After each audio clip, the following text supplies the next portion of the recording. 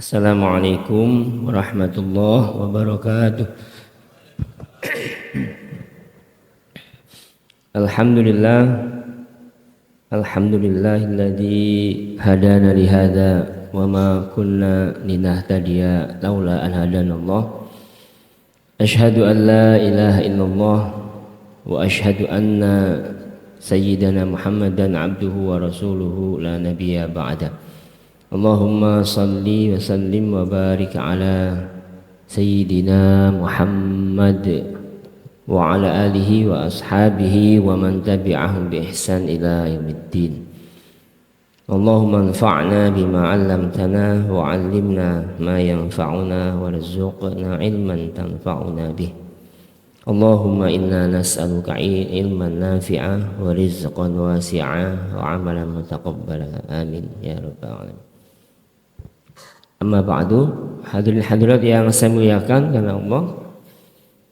Alhamdulillah, pada pagi hari ini kita dikumpulkan oleh Allah di majelis ini untuk sholat subuh dan sejenak kita i'tikaf mengaji pada pagi hari ini. Semoga Allah berkenan menerima seluruh amal ibadah kita. Amin. Allahumma amin. Salawat dan salam semoga dilimpahkan atas Nabi Muhammad sallallahu alaihi wasallam, keluarga, sahabat, tabi'in hingga hari kiamat. Mari kita mulai dengan bacaan suratul Fatihah. A'udzu billahi minasyaitonir. Bismillahirrahmanirrahim. Alhamdulillah. Ar-Rahmanir-Rahim. Iyyaka na'budu. Ihdinas siratal ladzina an'amta 'alaihim.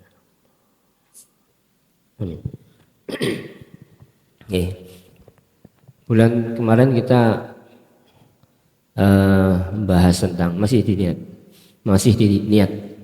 Kemudian terbahas tentang kapan orang itu bisa disebut sudah berpotensi untuk melakukan kemusyrikan. Ketika hatinya, ketika secara niat ataupun hatinya sudah mendua, tidak hanya kepada Allah tapi juga kepada selain Allah. Jadi yang syirik atau tidak itu bukan pada perilaku fisik tapi amalan hati. Syirik itu di hatinya. Jadi kita tidak bisa menuduh orang syirik kalau tidak benar-benar kita tahu bahwa orang ini secara hati sudah menduakan Allah Subhanahu wa ta'ala. Makanya syirik itu kan menduakan, menganggap bahwa ada pihak selain Allah yang memiliki kemampuan, kekuatan yang setara dengan Allah dalam hal apa? Segala apapun, termasuk syirik. Jadi jangan mudah-mudah kita menganggap orang itu musyrik, kecuali memang orang ini memang mengaku terang-terangan, ya, sebagaimana orang kafir Quraisy. Orang kafir Quraisy itu menyembah Allah juga menyembah berhala. Buktinya kalau sholat ngadep kiblat, ibadah juga ngadep kiblat. Apakah orang musyrik sholatnya maksudnya orang musyrik itu menghadap ke kiblat, ke Ka'bah, tapi juga nyembah berhala, karena ada 360 berhala di sekitar Ka'bah. 360, Pak. Jadi mereka itu punya Tuhan-Tuhan yang banyak. Nah, ketika Rasulullah SAW menyembah hanya Allah, mereka aneh. Ini Muhammad aneh ini. Tuhan kok cuman satu, kita aja 360 kurang. Kok tak cuma satu. Nah, makanya mereka anggap aneh. Nabi Muhammad dianggap aneh. Nah, ketika Rasulullah mencaci Tuhan-Tuhan dan berhala-berhala mereka marah. Kemudian balik mencaci Allah. Lah, coba logikanya. Kalau mereka memang mengagungkan Allah di atas berhala itu Harusnya ketika Nabi Muhammad SAW mencaci atau menyalahkan berhala-berhala patung-patung ini, mereka enggak mencaci Allah, kan begitu logikanya. Berarti berhala sama Allah lebih tinggi mana? Lebih mulia mana? Berhala. Di situ musyriknya. Di situ syiriknya. Maka orang muslim ini harus berhati-hati. Ini tidak semua orang faham, bapak-bapak. Saya berbincang dengan ustaz saya. Iya, kata beliau, tidak semua orang muslim paham tentang ini. Tentang kaidah-kaidah kapan orang itu disebut musyrik dan kapan orang itu masih beriman. Makanya syirik itu berhati-hati sekali kita. Sangat berhati-hati sekali. Nah, coba ini lihat, bukan? Apabila seorang sujud di hadapan sultan dan dia berniat memberi hormat kepadanya bukan dengan bermaksud menyembah, maka tidak dihukumi kafir. Kalau orang kaya, orang sujud di hadapan penguasa tapi niatnya bukan untuk menyembah, sujud tapi memberi hormat, tidak bisa disebut menyembah manusia karena dia bersujudnya bukan pada makhluk tapi memang pada Allah. Tapi niatnya adalah menghormati. Maka ketika ada seorang anak mencium kaki orang tuanya, syirik apa enggak? Hah? Ya enggak. Lalu kalau ada anak mencium kaki orang tuanya, syirik? Ya enggak. Karena niatnya apa sih? Menghormati. Kalau menghormati tidak bisa dihukumi syirik. Kalau memang semua perilaku sujud dianggap syirik, maka malaikat pun syirik karena pernah menyembah sujud kepada Nabi Adam. Surah Al-Baqarah begitu. Tapi sujudnya malaikat menurut tafsir adalah sujudnya penghormatan, bukan sujud menyembah. Ya, jadi kalau bahasa mudahnya, tidak semua asap itu berbau apa Pak? Bahasa Jawanya sangit, Indonesianya sangit. Tidak semua asap berbau sangit. Ada asap yang kita suka. Apa? Asap apa? Hah? Asap sate. Asap sate enak. Asap bukhur. Ya, bukhur tahu ya? Yang untuk pewangi itu, bukhur. Kemenyan Arab. Kemenyan Arab, bukhur. Itu enak Pak, baunya enak, wangi. Ini enggak semua, tapi ada asap yang enggak enak. Rokok. Ya, itu enggak enak itu. Ada sini ahli hisab? Ada ahli hisab di sini? Enggak ada. Lanjut dengan rokok coba, mesti yang samping-samping sangit semua Pak. Itu bau udah, Masya Allah, enggak enak semua. Ya. Makanya bau rokok dihukumi makruh, tidak disukai. Disamakan dengan orang yang baru makan bawang. Bawang itu baunya juga kuat, makruh. Makanya disunahkan pakai siwak, bersiwak ya. Nah, sunnah pakai siwak. Kalau mau sholat baca Quran pakai siwak. Ya. Nah sama ini, malaikat perintah Allah untuk sujud. Siapa yang menulis ini? Syekh Wahbah Zuhaili. Jadi kalau seorang ulama tidak mungkin apa namanya asal nulis, tidak mungkin. Ya. Saudara Nabi Yusuf juga sujud kepada Nabi Yusuf. Saudara Nabi Yusuf yang jumlahnya 12 itu sujud kepada Nabi Yusuf. Tapi Nabi sujudnya mereka bukan sujud nyembah, sujud menghormati. Nah, orang yang makan hingga kenyang dan niatnya adalah supaya kuat puasa atau supaya tamu-tamu mau makan dengan senang hati, hukumnya adalah sunnah. Nah, jadi kalau ada tamu datang terus jenengan puasa sunnah, pilihannya dua, tetap puasa atau mokel. Gimana Pak? Nah, tamu datang ini jenengan puasa sunnah, jenengan mau jamu tamu, jenengan tetap maaf Pak, saya puasa. Kira-kira gimana tamunya itu? Hah? Nggak mau makan Pak. Udah. Saya tak pulang aja. Gak jadi tamu. Boleh ini? Ya boleh, tidak apa-apa. Cuman kurang etis. Kenapa? Karena tamu jadi kurang nyaman. Tapi kalau jenengan ada tamu, ayo Pak, sudah.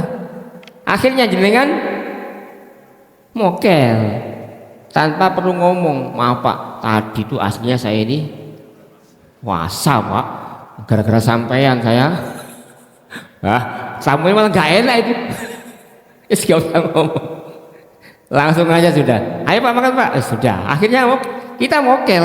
Tapi kita mokel itu bukan apa-apa. Memang menghormati tamu. Hukumnya sunnah.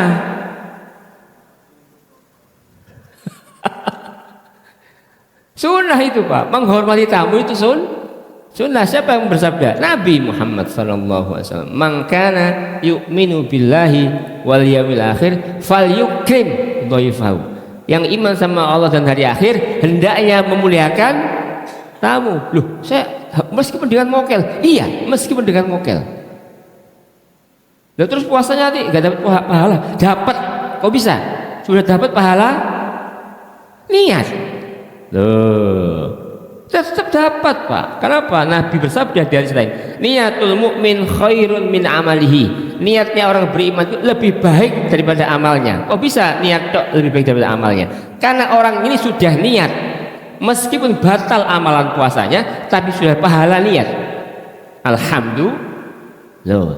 Wow, kurang murah gimana Allah ini? Nah, jadi mokel tetap dapat pahala mas puasa. Maka sering-seringlah. Oh iya Pak, lihat tuh bagus Pak, jangan diremehkan ini tuh. Kita ngaji berapa bulan ini niat ini gak pindah-pindah Ustaz niat memang ngajinya masih niat sekedar niat aja sudah demikian dalamnya ulama membahas ya. Nah ini apabila ada seorang kafir harbi, nah contohnya di Hamas di Gaza ini Pak. Orang Israel menjadikan orang Islam sebagai tameng. Jadi tahanan Palestina ditaruh depan tank-tank Merkava Israel. Supaya orang Islam tidak berani nembak tentara Israel. Nah, kalau ada orang Islam mengarahkan panah dulu zaman dulu. Kalau sekarang tembak.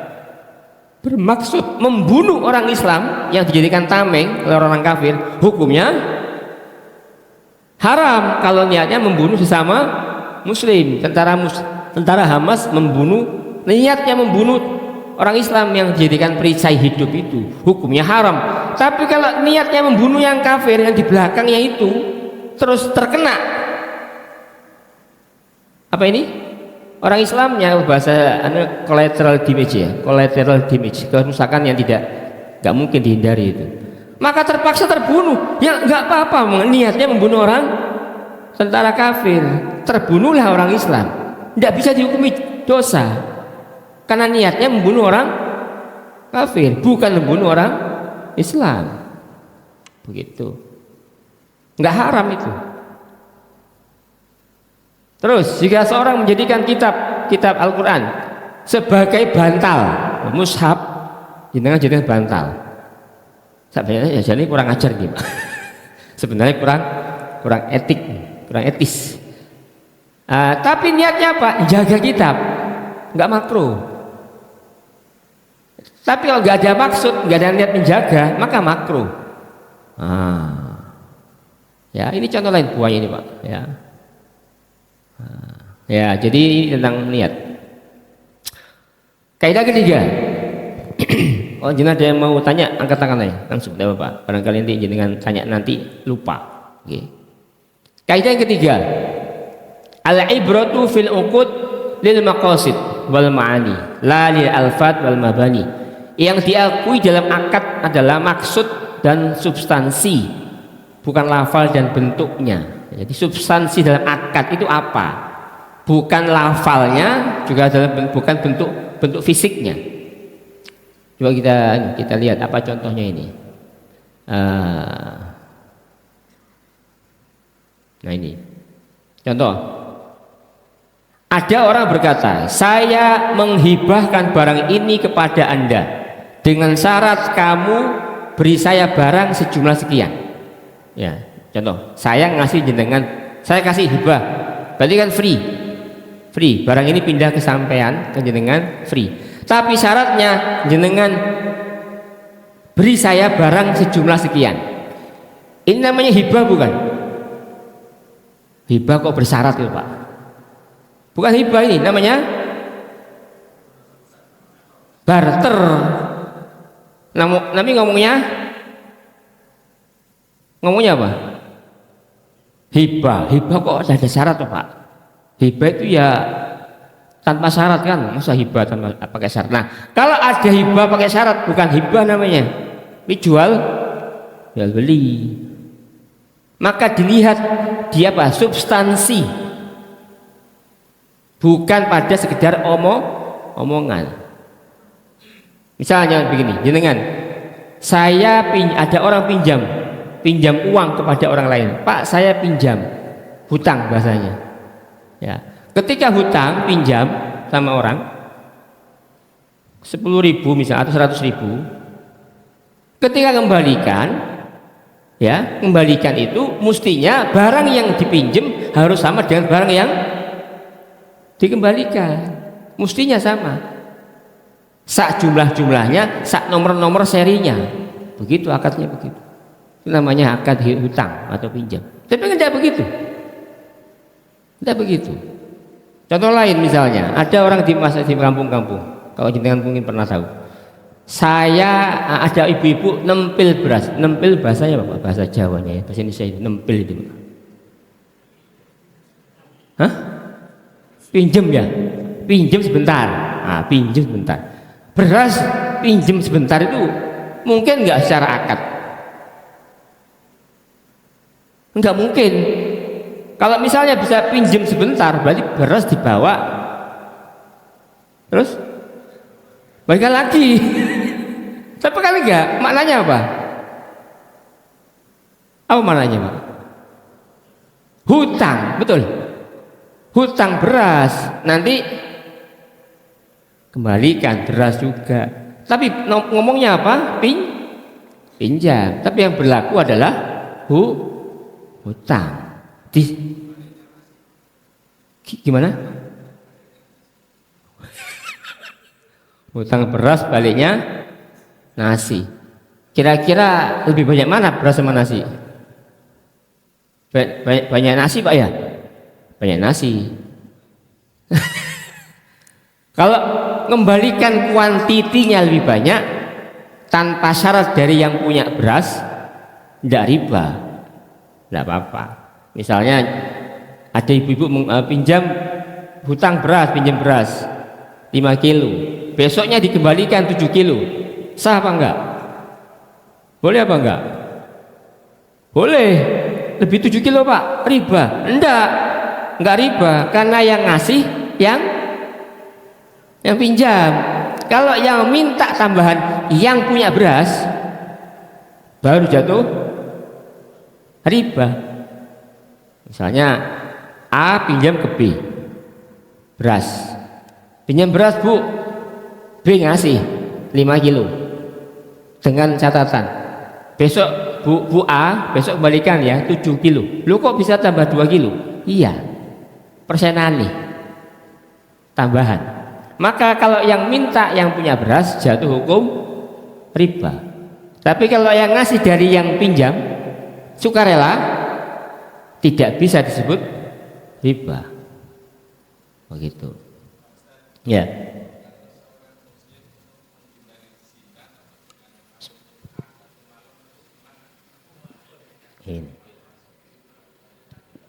Ini kita ganti judul. Tidak apa-apa. No. Niatnya menghindari zina, tapi nikah mut'ah itu ada di zaman Nabi, pernah boleh kemudian jadi haram, hukumnya dihapus. Tapi bagi orang Syiah masih berlaku. Orang Syiah itu masih mengamalkan nikah mut'ah. Apa nikah mut'ah? Nikah kontrak. Nikah kontrak. Gimana? Di mana di? Oh ya, di puncak ya. Oh iya, iya betul. Di puncak. Berarti Bapak ini pengamat ini. Bapak aku. Bapak. Iya, nikah mut'ah itu misalnya kita ketemu sama seorang gadis atau ibu-ibu. Ayo kita nikah, ayo. Ya wis, nikah. Tapi hanya untuk seminggu aja. Seminggu, Pak. Atau 1 hari. Atau 1 jam. Boleh, tergantung. Bukan. Kok niat. Niatnya jelas gak genah ini, Pak. Niatnya gak bener ini. Mungkin niatnya benar. Artinya tidak mau zina. Tapi sudah melabrak hukum syariat karena 4 mazhab fikih, 4 mazhab tidak ada yang membolehkan. Karena sudah dimansuh, direvisi, istilahnya bahwa di amandemen hukumnya. Pernah berlaku kemudian dilarang. Maka orang yang kemudian nikah mut'ah setelah 1 bulan, 1 minggu, 1 jam selesai, otomatis pernikahannya selesai. Enak gak Pak? Oh iya enak.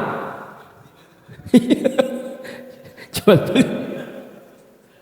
yang Rasulullah Shallallahu Alaihi Wasallam ya gak mungkin Pak. Yang menghapus sahabat Nabi gak mungkin. Tentu Nabi. Pak Bowo gak terima. Ya jadi dilarang. Nah jadi niatnya benar tapi caranya salah. Kalau niatnya benar caranya salah, hasilnya ya salah.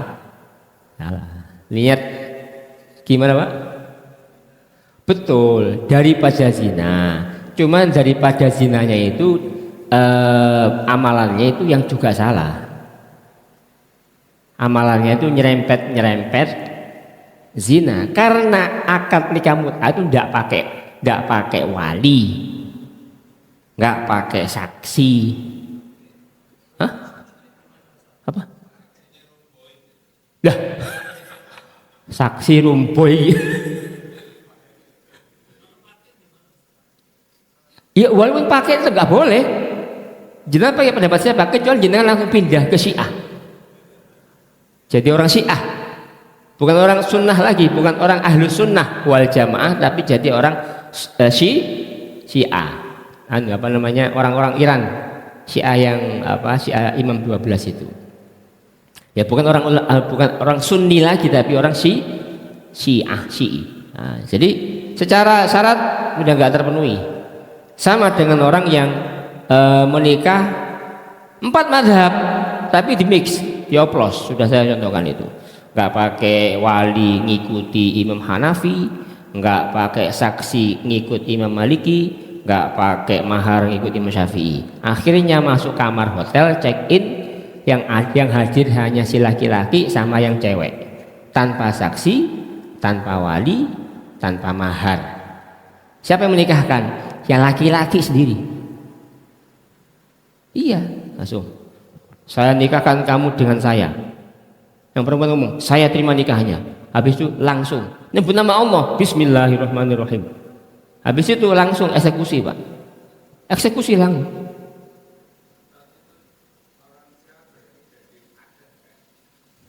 Gimana Pak? Jadi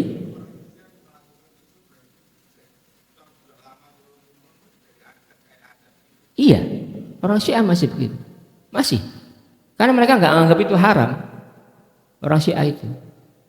Makanya di Qum, kota pusat kayak Madinah. Madinahnya Saudi ya, namanya Qum, kota Qum. Itu HIV tinggi sekali. HIV AIDS tinggi sekali di situ. Kenapa? Ya karena tadi itu. Akhirnya kan jadi nggak jelas nasab itu, betul? Coba nasabnya bagaimana Pak? Nasabnya bagaimana? Kalau ada bapak seorang laki-laki menikahi perempuan dalam rentang waktu seminggu misalnya, setelah dinikahi seminggu terjadi kehamilan, Betul? Kehamilan lahir si anak ini, lahir dari pernikahan seminggu ini. Ini anaknya siapa? Si laki-laki tadi kan? Iya, laki-laki ini. Kemudian si anak ini kemudian bisa membesar, tumbuh besar, jadi gadis besar, dinikah lagi sama bapaknya, bisa apa enggak? Gak karu-karuan. Insestnya ngeri. Ngeri. Nah.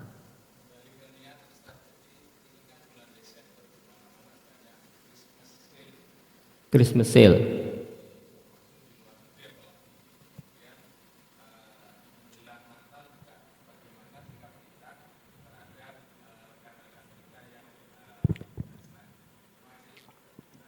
Oke, kalau Christmas sale maksudnya jenengan mau borong barang ketika Christmas sale. Secara akad muamalah tidak ada larangan. Jenengan beli barang-barang di mal-mal yang sedang ada Christmas sale. Secara fikih, tidak ada. Tapi secara ihsan, secara kehormatan diri seorang muslim itu berbeda. Ada orang yang menjaga marwah istilahnya, marwah dirinya, izzah. Kalau misalnya tentara itu kayak korsa, jiwa korsanya itu bahasanya tentara begitu. Kalau orang muslim masuk ke mall yang banyak diskon, khusus diskon Natal. Kalau orang mesti punya izzah, enggak. Saya enggak mau memanfaatkan hari rayanya non muslim. Dia memilih tidak membeli. Tapi apakah orang yang beli itu haram? Enggak. Karena secara fikih berbeda tinjauannya. Ya, berbeda tinjauannya. Secara hukum syariat enggak haram. Secara izzah, muruah, marwah itu menghindari, orang itu menghindar. Enggak, saya enggak mau. Walaupun sebenarnya boleh, secara hukum fikih boleh. Begitu, Pak. Khilaf ulama khilaf. Tapi saya lebih rekom untuk menyampaikan, tidak menyampaikan. Tapi kalau jenengan pada posisi tertekan, ada orang Islam hidup di tengah-tengah mayoritas orang non muslim, maka dia mengucapkan selamat Natal untuk keselamatan dirinya supaya enggak diintimidasi, tidak ditekan oleh penguasa atau masyarakat yang non muslim, maka hukumnya jadi boleh. Tapi kalau jenengan tidak ada hajat untuk itu, tidak ada hajat untuk ngapain, misalnya tidak ada posisi saya hidup di tengah mayoritas orang Islam, saya tidak ditekan untuk mengucapkan ini dan tidak ada hajat untuk mengucapkan itu, tidak usah. Jadi hukum itu bisa bergantung situasi dan kondisi orang per orang, begitu. Ya kalau misalnya orang-orang yang misalnya begini Pak, ada saudara, sesama saudara, satu bapak satu ibu tapi beda agama, bisa jadi boleh bagi orang ini. Kenapa? Menjaga persaudaraan. Tapi ngomongnya itu tidak dengan niat mengakui Tuhannya Kristen, enggak. Makanya kembali ke gini. Tadi kita ngomong itu selamat Natal itu mengakui Yesus sebagai Tuhan apa enggak? Mengakui apa enggak? Kalau mengakui jatuh hukum haram. Tapi enggak ngakui, enggak. Tetapi Majelis Ulama Indonesia mengeluarkan fatwa haram itu mengucapkan Natal kepada sesama Natal kepada non muslim. Kenapa dijatuhi hukum haram? Karena Majelis Ulama Indonesia melihat situasi kondisi masyarakat Indonesia yang bermudah-mudah mengucapkan Natal itu, maka sebagai tindakan preventif difatwakanlah haram itu, supaya orang Islam di Indonesia tidak bermudah-mudah mengucapkan Natal. Itu preventif namanya Pak, menjaga supaya orang-orang umat orang awam ini tidak bermudah-mudah mengucapkan selamat Natal, begitu. Monggo silakan dicek kondisinya.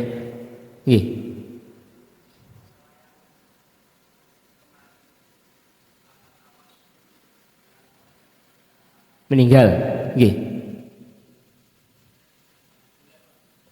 Oh, kemarin nggih. Baik, Pak. Begini, Pak. Saya sampaikan bahwa terkait tawassul dengan orang yang sudah meninggal itu saya sampaikan hukumnya terjadi perbedaan pendapat di antara para ulama.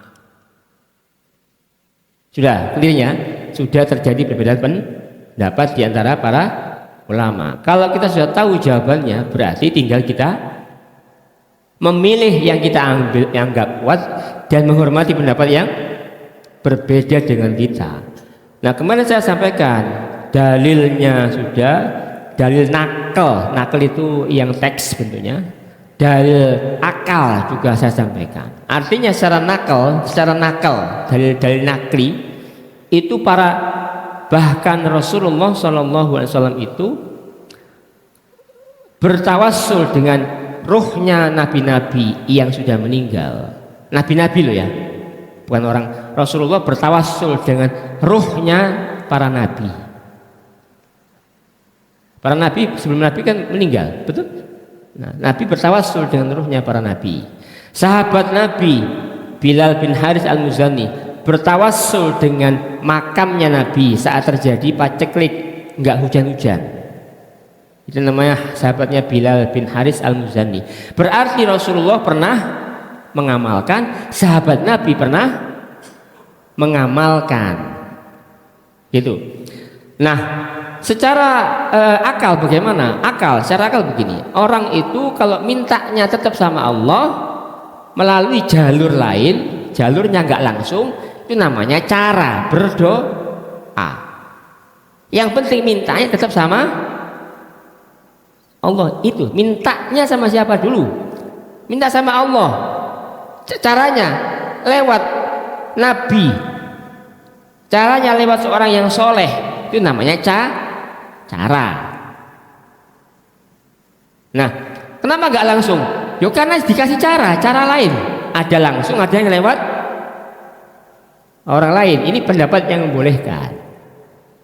Pendapat yang nggak bolehkan, nggak boleh. Pokoknya kalau minta harus langsung sama Allah. Nggak boleh lewat orang yang sudah meninggal, yang orang soleh, bukan orang sembarangan, orang soleh.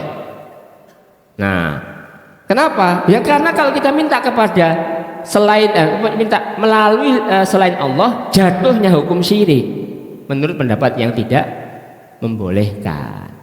Nah, di sini letak perbedaannya, Pak. Yang satu mengatakan boleh karena memang ada dalilnya dan langsung mintanya tetap kepada Allah. Yang satu nggak boleh. Pokoknya nggak boleh, sudah nggak boleh karena dianggap syirik. Nah, analoginya kemarin kan sudah kita sampaikan. Kalau saya lebih mengakui dan melihat lebih rojih pendapat yang membolehkan, tapi saya menghormati yang nggak bolehkan. Saya hormati itu. Kenapa? Ya karena setiap hari kita sudah melakukan itu, Pak. Setiap hari kita melakukan, sudah ngamalkan.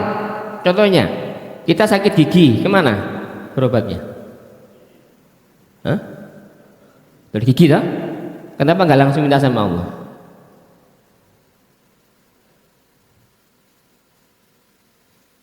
Kenapa nggak langsung minta sama Allah? Ya Allah sembuhkan, ya Allah sembuhkan. Sembuh nggak? Ya betul, Pak. Ada semua, ada yang enggak. Ketika orang ke dokter gigi, ketika sakit gigi, syirik apa enggak? Enggak. Karena itu ikhtiar. Sama orang yang berdoa lewat walinya Allah yang meninggal, sama dengan kita orang sakit gigi berobat ke dokter gigi, itu wasilah saja. Tapi itu minta sembuhnya sama Allah.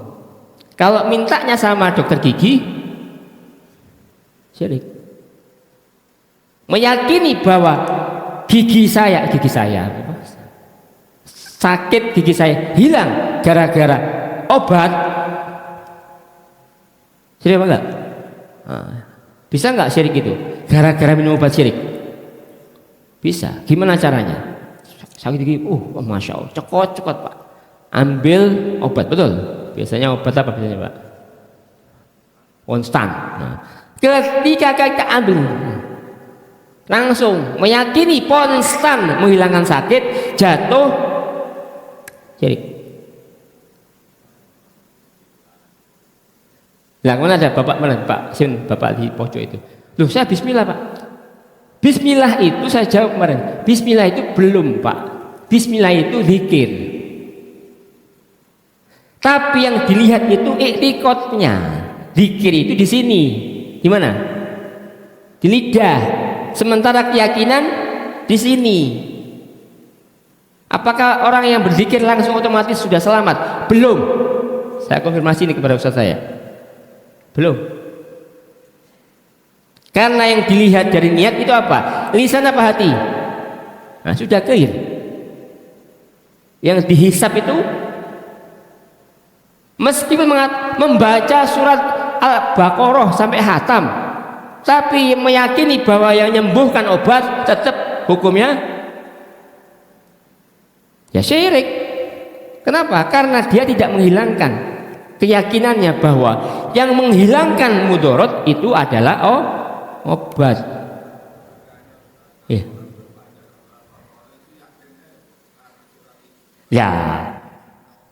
Ya, kalau sudah begitu, lah iya berarti yang lebih poin adalah yakinnya toh? Ya itu, yakinnya itu. Jadi orang itu syirik bisa Pak? Bisa dengan mudah apa enggak syirik? Oh bisa dengan syirik, bisa dengan mudah orang itu melakukan syirik. Kalau syirik zaman dulu nyembah pohon, sekarang zaman dulu orang nyembah pohon dikasih apa Pak? Baju, ya disarungi, ya nah, dikasih makanan. Padahal pohon nggak pernah makan. Musuh pohon dikasih ayam goreng, nggak ada yang makan. Nah, jadi perlu saya sampaikan bahwa syirik itu adalah tawassul itu kalau dengan niat pertama tidak dihukumi syirik menurut pendapat pertama. Pendapat kedua syirik. Jenengan pilih yang mana? Terserah. Saya tidak bisa merekomendasi karena setiap orang punya preferensi, betul? Punya preferensi. Cuma bagi orang-orang awam, orang awam yang tidak punya cukup ilmu, lebih baik ambil pendapat yang kedua, karena khawatir nanti dia akan mintanya sama makhluk. Nah, misalnya datang ke makamnya wali-wali itu, Mbah, putune mau ujian Mbah, tolong luluskan Mbah. Mbah, putune mau buka usaha, tolong lariskan Mbah. Syirik apa enggak? Jelas itu, clear and clean, sudah jelas. Dari lisannya begitu, hatinya pun begitu. Tapi kalau misalnya, Mbah, tolong doakan sama Allah supaya putune niki lulus. Syirik apa enggak? Belum menurut pendapat pertama. Karena tetap mintanya sama Allah. Paham ya? Jadi ini makanya debatnya diskursusnya panjang. Ya, panjang. Nih gitu.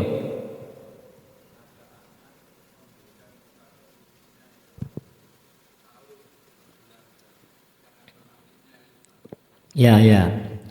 Gelang terapi.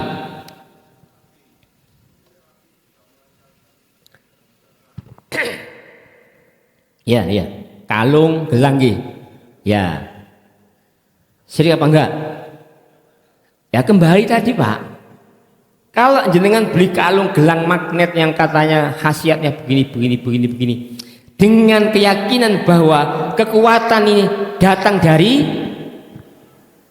kalung dan gelang, maka berarti ada makhluk selain Allah yang bisa memberi manfaat. Hukumnya selesai. Tapi kalau begini, Pak, ini bagus obatnya nih Pak. Apa? Kalungnya bagus.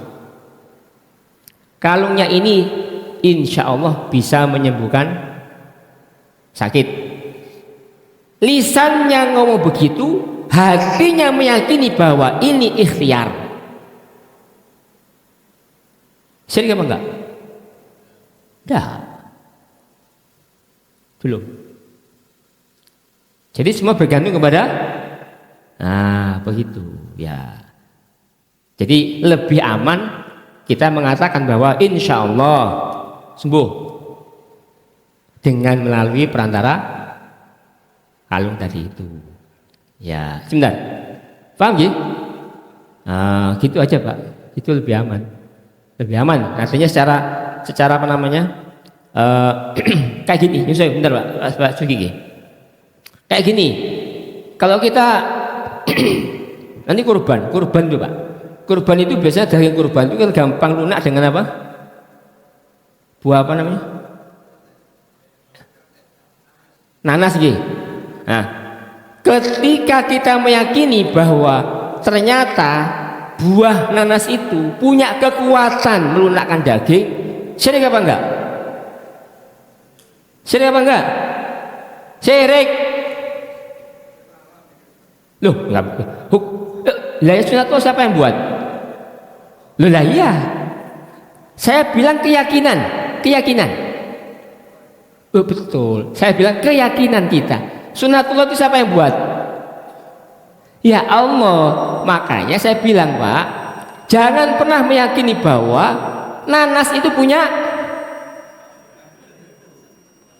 kekuatan dengan sendirinya. Nah ini bahaya nih Pak. Nanas itu tidak punya kekuatan karena dia cuman buah. Nanas itu buah biasa Pak. Jangan sampai kita punya keyakinan nanas itu punya kekuatan dengan sendirinya.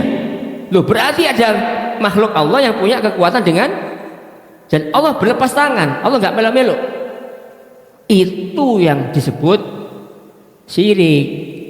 Tapi kalau cuma sekedar ngomong aja Pak, ada banyak daging supaya empuk, ambil nanas, empukkan, insya Allah empuk kok ini. Tapi hatinya tetap meyakini yang mengempukkan itu Allah, hatinya, lisannya tak ngomong begitu. Syirik apa enggak? Syirik apa enggak? Enggak. Apa itu?